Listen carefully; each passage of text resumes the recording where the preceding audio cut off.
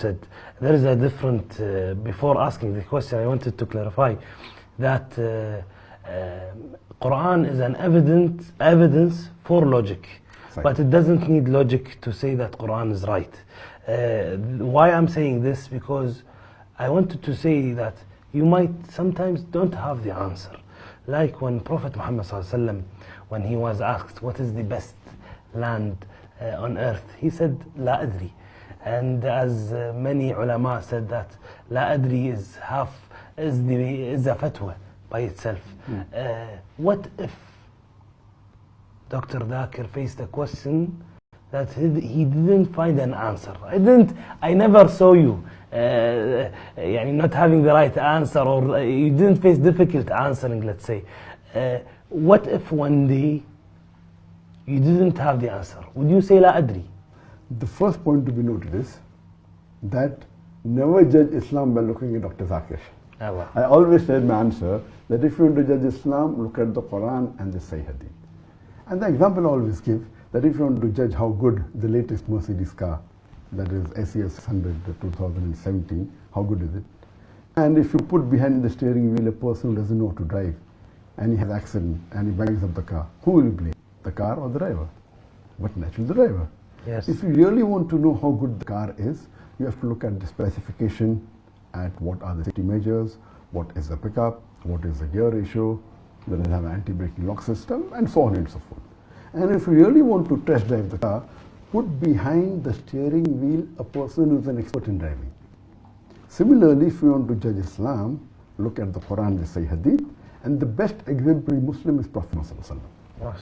As far as the question is concerned that what will happen if I don't know the answer. Yes. Point to be noted that if you know Ahmad ibn Hanbal, may Allah have mercy on him, he was a great scholar, he was a great imam.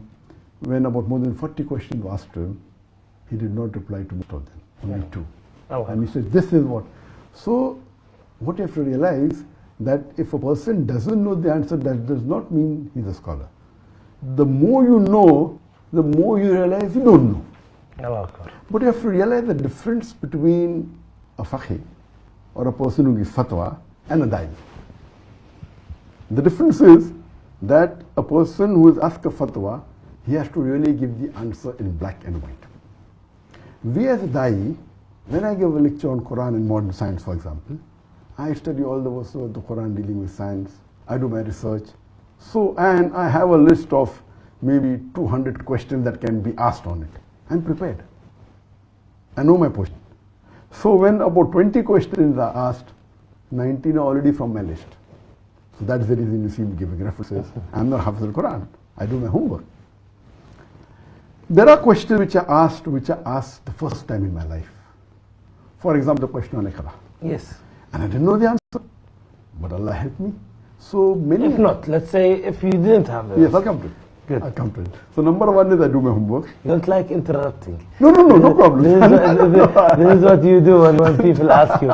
But now I'm not in another debate. I can ask whenever I want. You're most welcome. I'll come to it. The thing is that because my homework is done, normally because I've seen most of the most common questions that can come from the Quran, Hadith. If I'm giving a talk on women's rights in Islam, I do research on women, all the verses I try and do my homework. Yet there have to be questions which are not known. Out of those questions which are not known, alhamdulillah, most of the time Allah helps. There are certain questions that I've answered maybe 100 times, and no one has counter question. Somebody counter questions it and I'm stuck. Give one more example. Always give the famous answer if you know the answer, which of course you'll be knowing, about the hijab. There are two twin sisters, equally beautiful. One is wearing Islamic hijab, the other the Western clothes, and they are walking down the streets. Who will a hooligan tease? A person wearing short skirt or a low neck? The answer is but natural person wearing the Western clothes. Now one lady in Dubai said, the man will tease the one wearing the hijab. And I said, why? Because you would like to see what is inside. Behind. And my daughter in the audience said, Khalas, now Abba is stuck. And no one. So there's one logic that is there. Many a times you agree with your opponent and use their force to put them down. It's one of the logics of taekwondo, karate, martial arts. So I told, sister, I don't agree with you. But if I agree with your argument that the person would teach the girl wearing clothes because you like to know what's behind the clothes, then why are you wearing clothes? Why don't you take out your clothes? And she was shocked. I said, actually, you're only saying something which you don't believe in. If you believed in that, then why are you wearing clothes? You should walk without clothes. So sometimes we have to use mantik and logic. Now coming to your question that, what if Dr. Zaakin Naik doesn't know? As I told you, as a da'i, because with the homework we know most of it, many times Allah helps, and many a times we try, even though many a times I may know that the answer is not 100%, I try and give a close answer. But that happens rarely, rarely. Close answer so that the people on the opposite side, that I'm da'i, I'm not giving a fatwa on Islam. But surely if it's something which is not related, for example, if they ask me something about engineering, or if they ask me a question which is not related to my field. So I say that you call a heart specialist and you're asking him a question on common cold. So when sometimes people ask me questions which are unrelated, so I make it a point to tell them that I am specialized in Islam and comparative religion. Don't ask me questions outside the field. And sometimes they may ask me questions in the field.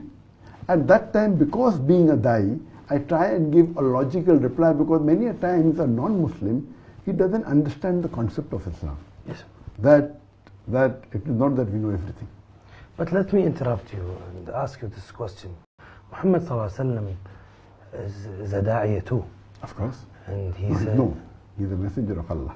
And the messenger of Allah. Yes, you're right. There's a world of a difference being a da'i and a messenger and the normal da'i. Sahih. Lakin he also replied with la adri. Of course. So 100%. I want to hear that. So do you think that it's okay to say la adri when it's a question? If you don't know at all, best to say. When I train my students, I tell them, if you don't know the answer, better say I don't know rather than put your foot in the mouth. Right. That is the reason I tell that if a question is there which is not in my field, I say this is not my field at all.